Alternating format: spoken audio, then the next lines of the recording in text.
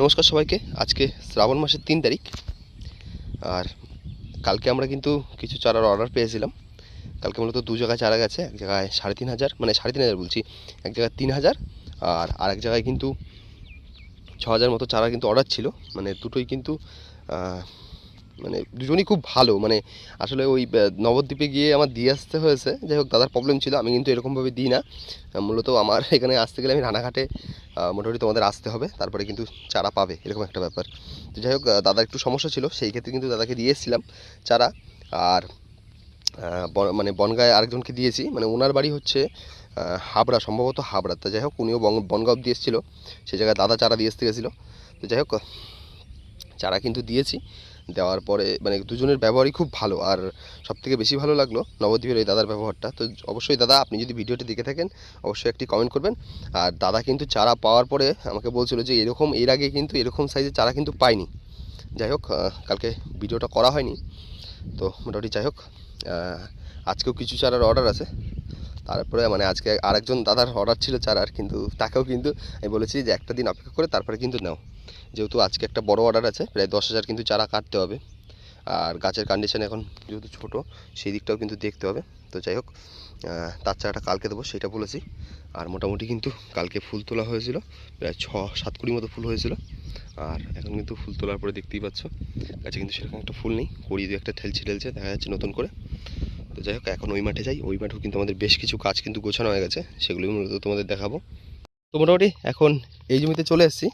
আর দেখতে পাচ্ছ আমরা মানে ওলটা কিন্তু বেচিয়ে দিয়েছি, কিলো হিসেবে বেচেছিলাম 32 টাকা করে কিলো। বাজার যেহেতু খারাপ দিয়ে দিয়েছি, মানে আমরা চাইলে রাখতে পারতাম, কিন্তু আমাদের কিন্তু এখন প্রায় 13 কাঠা মতো বীজ আছে, যে দেখতে পাচ্ছ এটা কিন্তু পুরো ওলের বীজ রয়েছে। তো এইটাও কিন্তু সামনের বছর লাগাতে হবে, এইটার ওটা রাখার একটা জায়গা লাগবে, সেই ক্ষেত্রে কিন্তু এই ওলটা বেচে দিলাম। আর এই ওলটা টোটালি বেচেছি প্রায় 24,000 টাকা মতো বেচা কেনা হয়েছে, 32 টাকা করে কিলো, প্রায় 740-45 এরকম সামথিং কিলো হয়েছিল। যাই হোক এখানে কিন্তু প্রায় 380টা না, মানে 80টা গাছের ভিতর থেকে তার ভিতর থেকে কিছু কিছু গাছ আমরা তুলে কিন্তু ওল বেঁচেছিলাম। তো মোটামুটি ওর 350 মতো গাছ ছিল। যাই হোক 2.5 কিলো করে কিন্তু গড় পড়েছে, মানে গড় কিন্তু 2.5 কিলো করে মাল পড়েছে, ভালোই হয়েছিল মোটামুটি মাল। তো যাই হোক বাজার এইবার যারা আগরই বেচতে পেরেছে, মানে থাউকায় যারা আগে দিয়ে দিয়েছে তারা কিন্তু প্রফিট করেছে। আর আমাদের মতো চাষি যারা দিতে পারেনি, সেই ক্ষেত্রে কিন্তু তারা কিন্তু সমস্যার মুখে পড়েছে।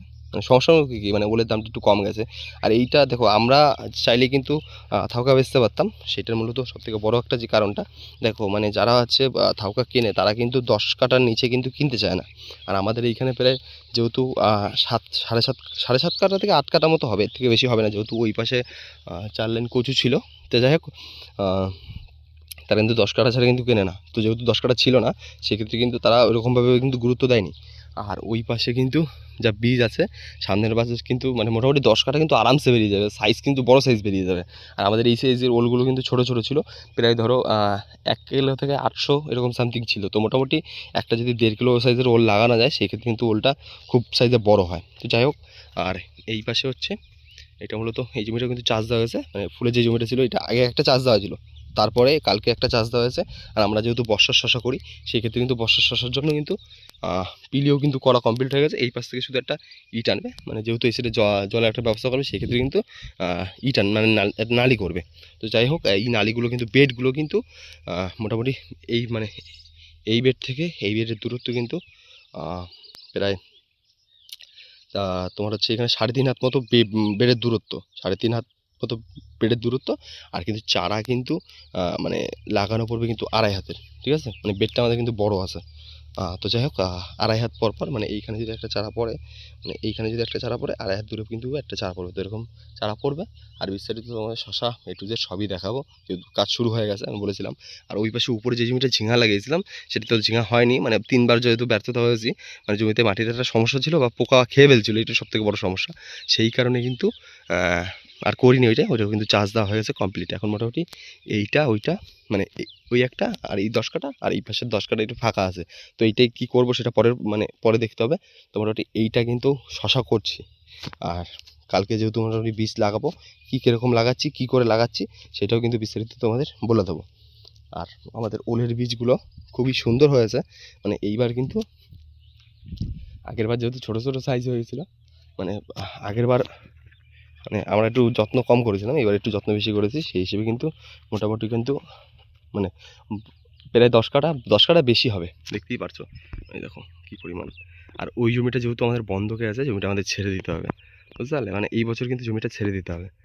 আর ছেড়ে দেওয়ার মানে একদিকে ভালোই হয়েছে, মানে বন্ধকে ছিল, একদিকে ভালোই হয়েছে যে দেখো আমি এই জমিটা আমাদের পটল ছিল প্রথমে, তো যত সার ফার দিতাম বেশিরভাগ সারটা কিন্তু বড় বড় চার সাইড থেকে লম্বু গাছগুলো আছে দেখতে পাচ্ছ, এই গাছগুলো কিন্তু প্রচণ্ড মানে সার টেনে নিত, সেরকমভাবে কিন্তু কিছুই হতো না। তো যাই হোক, ওলের বীজটা একটু ভালো হবে। আর ওই পাশে হলুদটা আছে, সেটাও তোমাদের পর এক সময় দেখিয়ে দেবো। তো মোটামুটি আজকের ভিডিও এতক্ষণ, চলো দেখাবে নতুন কোনো ভিডিওতে, ততক্ষণের জন্য ভালো থাকবেন, সুস্থ থাকবেন।